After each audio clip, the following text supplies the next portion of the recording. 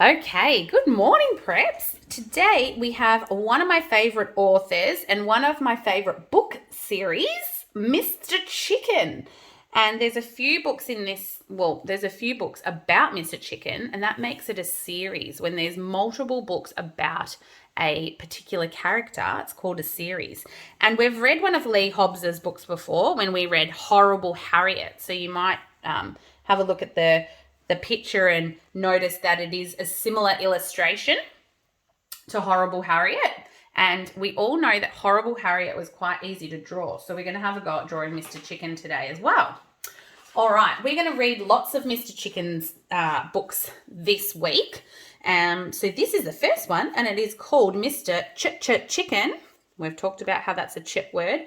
Lands on London. So you are going to do some writing about Mr. Chicken today. You really need to focus. After this story, I want you to talk to Mum and Dad about what Mr. Chicken looks like.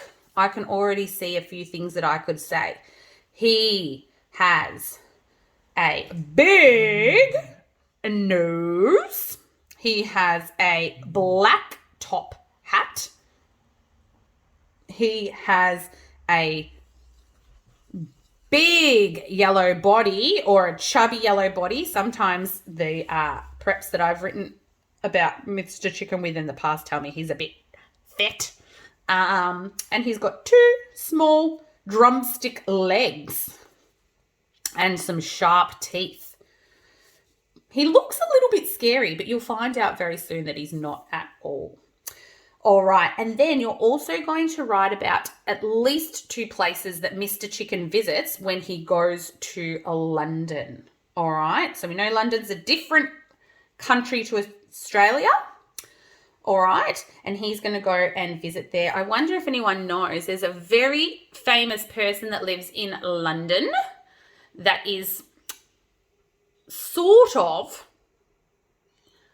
in charge of our country as well, sort of. Not really, but in the olden days, a bit more so. I wonder if you can tell me who that person is or have a think. All right. Mr. Chicken lands on London. Here we go. I love Mr. Chicken. He's great fun. And here we go. There's a bit of it on the end page. Is a map of London. Got some of the famous places that you can visit if you go on a holiday there. And look at this. Lee Hobbs came to visit our school a few years ago and he signed this book. It says, St. Dominic's Best Wishes from Mr. Chicken and Lee Hobbs. All right. Let's see what Mr. Chicken gets up to. Mr. Chicken couldn't wait another minute. So he finished his breakfast, collected his camera and flew to London. London was his favourite city in all the world. Wow, I wonder why. Here he comes, in on his parachute. After drifting over Regent Street, he floated down through the clouds, past the House of Parliament before landing ever so gently right in the River Thames. Luckily, his camera was waterproof and the Savoy Hotel where he always stayed was just around the corner. Good morning, Mr. Chicken. I have a reservation. Certainly, sir, said Maurice, the man at the desk. Welcome back. Your favourite room is ready. So you must go there a lot because they've got a bunch of flowers for Mr. Chicken and a card. Very famous hotel in London. Very fancy too. When in London, Mr. Chicken stayed in the River View Deluxe room, where he could look at London while enjoying breakfast in bed. It was still early, so he ordered a full English breakfast, then planned his day and made a list. Mr. Chicken loved looking up facts and figures about his favourite city. He never got sick of learning new things. Later outside, a lost, teary tourist asked for directions. Mr. Chicken was happy to help, for it made him feel like a real Londoner. First on the list was a visit to a special friend. I wonder if you guessed at the start who that special person was that I said lived in London. Whenever he was in town, Mr. Chicken called on Her Majesty the Queen. Of course, he always rang first so that Her Majesty had time to do some extra baking. "Oh, Mr. Chicken, how lovely to hear from you," said the Queen. "Do pop in for morning tea." And so he did. At Buckingham Palace, so fancy, this is where the Queen lives, and you can go and visit there if you go to London, Mr. Chicken was on his best behaviour. He took extra care not to break the furniture. After morning tea, the Queen suggested stepping onto the balcony. "The view is absolutely marvellous, Mr. Chicken, as you well know." "Oh, I'd love to, Your Majesty," said the gracious guest. It was very nice indeed. However, Mr. Chicken had to keep an eye on the time. He had a lot to do before lunch. You see, Mr. Chicken? So often the Queen comes out on the balcony and waves, and people can come and see her and wave back to her. Have a look at the flag up there. Mr. Chicken means Mr. Chicken is at the palace.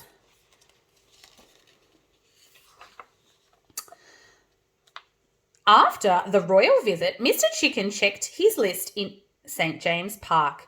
He'd seen the changing of the guard, so he decided to climb up St. Paul's Cathedral. Then he explored the Tower of London before crossing Tower Bridge. By now, Mr. Chicken was getting behind in his schedule as tourists kept wanting him to take their photo. Oh. Even though Mr. Chicken was a VIP, he liked to blend in. He queued at bus stops and moved about on the double-decker buses, just as ordinary Londoners do. If he was in a hurry, though, he'd drive the bus himself.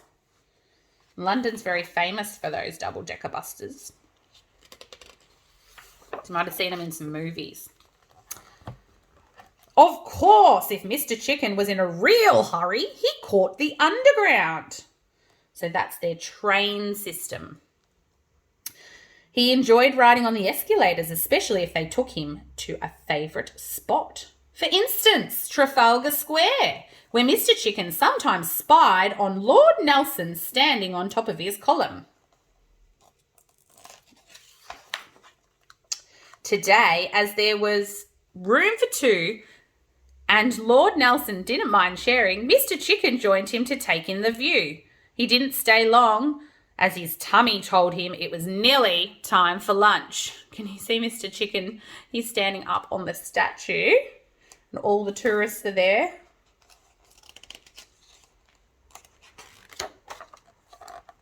Though he did manage to squeeze in a visit to the National Gallery. "No touching, please, sir," said a voice from behind. "Pardon me," said Mr. Chicken. He's a bit too close to the paintings. With all that sightseeing, Mr. Chicken had to keep up his strength. Luckily, his good manners and VIP pass got him into very smart places for lunch. "More tea, sir?" asked Walter the waiter. "Make it cake, please," answered the VIP. Straight after lunch, he was back on a bus. Mr. Chicken wanted to see everything. He even played I Spy on the London Eye. It's a famous Ferris wheel. It's called the London Eye. There's Mr. Chicken just squeezing into the carriage. In fact, Mr. Chicken didn't stop until he found a place to perch at Piccadilly Circus. He's turned himself into a statue. I think he's on top of a fountain there. As usual, Mr. Chicken had overdone his London sightseeing, and by late afternoon, he'd become much too excited. Oh my goodness, look at his eyes. He looks exhausted. A short rest was needed back at the Savoy so he could freshen up. In no time at all, Mr. Chicken looked as good as ever and was ready for dinner. Oh, I don't know about that. His eyes are looking very tired to me. But he loves London so much he has to see everything. Vegetables, sir? Yes, please, answered Mr. Chicken. Lots. A meal down in the Crypt Cafe of St. Martin in the Fields was a must for Mr. Chicken. He enjoyed it so much he was nearly late for the opera. Wow.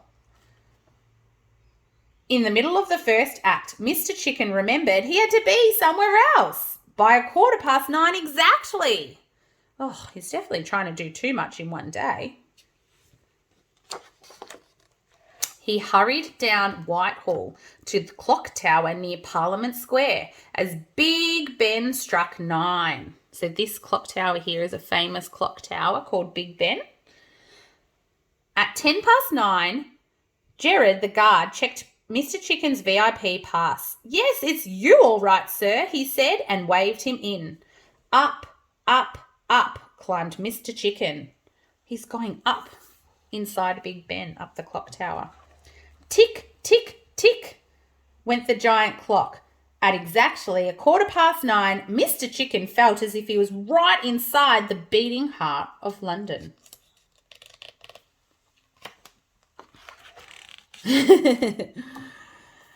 And that night at exactly 9:15, Mr. Chicken was.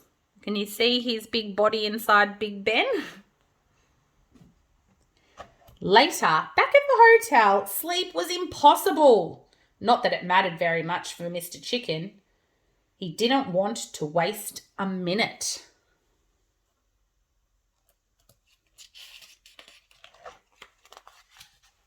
So, as there was a full moon, he got up and went for a walk. At midnight, Mr. Chicken listened to Big Ben strike 12. At last, he felt he had London all to himself. In the morning, it was time to leave, but not before a full English breakfast. As always, Mr. Chicken said goodbye to London from Waterloo Bridge, and as usual, he shed a tear. Oh, it's always sad to leave your favourite place when you're on holidays. Not a big one, of course, for Mr. Chicken knew he would be back soon. There he is, floating away. And there's all some of the places that he visited. He's taken photos. So he went on the double-decker buses. He went to visit the Queen. These are the guards that stand outside Buckingham Palace. Remember, he went to Big Ben. He went to the National Gallery. He went to lots and lots of different places. He went on the big Ferris wheel called the London Eye. So now, and he's written some letters to people. This one says, Dear Your Majesty, a quick note before I leave London to thank you for the delicious morning tea yesterday. The cakes and the scones were most appreciated. See you next time. Love from your close friend, Mr. Chicken. And the Queen wrote back. Can you see that there? Dear Mr. Chicken, it is always a thrill to see you when you are in London. I did so enjoy your visit the other day. Come back as soon as possible and I shall bake you another cake. Lots of love for now, the Queen. She's very fancy. And this was his checklist. I wonder if he got to do all the things that he wanted to do. There's lots and lots there. Oh, he went to the opera. That's right. We did see him go there. He had his full English breakfast. Went to Buckingham Palace, visited St. Paul's Cathedral, went to the Tower of London, walked over the Tower Bridge, visited Trafalgar Square. Yeah, he had a long list of things to do, and I think he got through it all. All right, so now your job is to go and write about what Mr. Chicken looks like and some of the things that he did when he was in London. Then you're going to draw a picture. Now, Mr. Chicken's easy. So I am not as good a drawer as Mrs. Hayes, but I can draw Mr. Chicken. So have a good look at him here. All right, got him in your head. Now I'm going to show you how I would start to draw him. Okay, now he has pretty distinct eyes and nose. So I'm going to start there. So if I was drawing Mr. Chicken, I'd do his eyes first. So they go across like this and then down, and one slightly bigger than the other. And he's got his pupils here. All right, and then he had his big nose. Boom, boom, boom. Okay, and then from his nose, he had his mouth. So he came out the side there, his smile. Then he had his sharp teeth and a bit of red there when you go to colour him in. So then from there, you just need to do his big body. Around you go.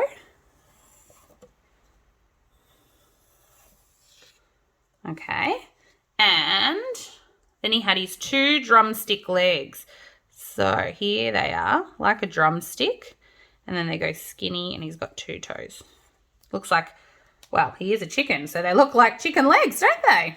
And then he had another one on this side. Drumsticky legs, very skinny little, and 2 little feet. Okay. Then he had 2 ears that sort of flopped down.